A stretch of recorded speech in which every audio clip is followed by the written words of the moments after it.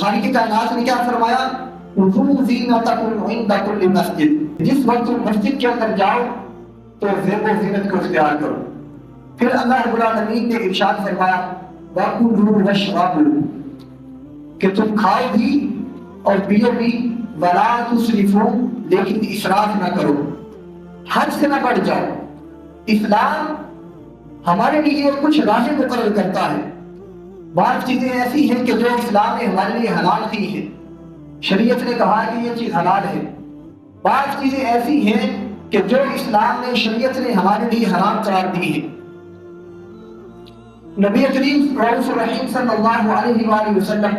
آپ نے بھی ہمارے سامنے یہ سارے راستے اختیار کیے ہیں، ہمارے سامنے رکھے ہیں کہ حلال چیز بھی تمہارے سامنے ہے، حرام بھی تمہارے سامنے ہے۔ حلال کی طرف بڑھو گے تو اپنے رب کا قرب حاصل کرو گے، حرام کی طرف جاؤ گے تو شیطان کے راستے پر چلو گے اور رحمان کے راستے سے دور ہوتے چلے جاؤ گے۔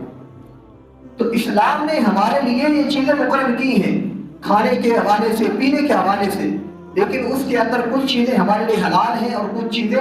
حرام ہیں۔ حلال چیزوں کے اندر بھی اللہ رب العالمین نے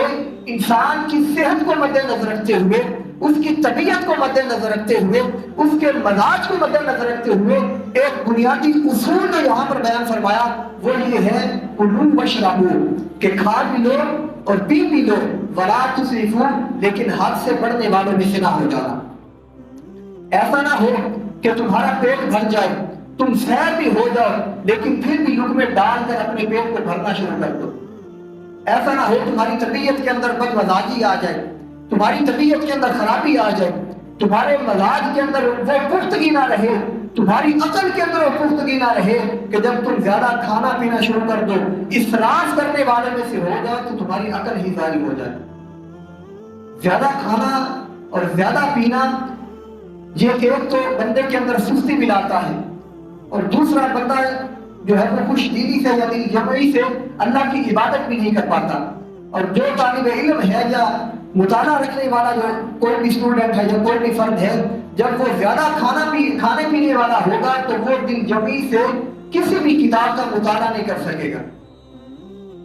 تو اللہ رب العالمین نے کھانے کی جو حلال چیزیں ہیں ان کے اندر بھی ایک اصول بیان فرمایا کہ کھاؤ بھی اور پیو بھی، ولا تسرفوا، لیکن حد سے بڑھنے والوں میں سے مت ہو جانا۔ یہاں پر ایک بڑی خوبصورت بات ہے، خلیفہ ہارون الرشید،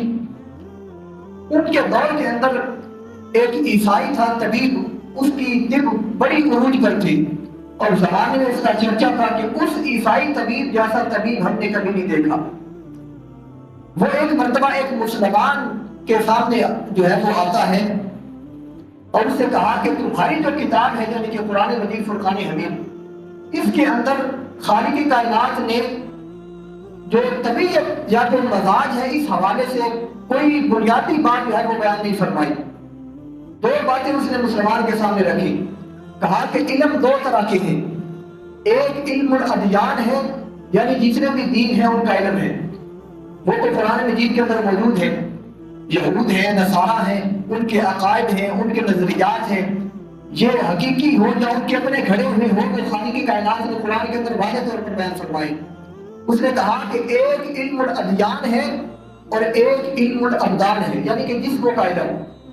طب کا علم ایک حکیم کے پاس جو ہوتا ہے۔ اس نے کہا کہ تمہاری کتاب جو قرآن مجید ہے اس کے اندر تمہارے رب نے طب کے حوالے سے کوئی بھی علم عطا نہیں فرمایا۔ اپنے علم کی وسعت کے مطابق اس نے ایک مسلمان کے سامنے یہ بات رکھی،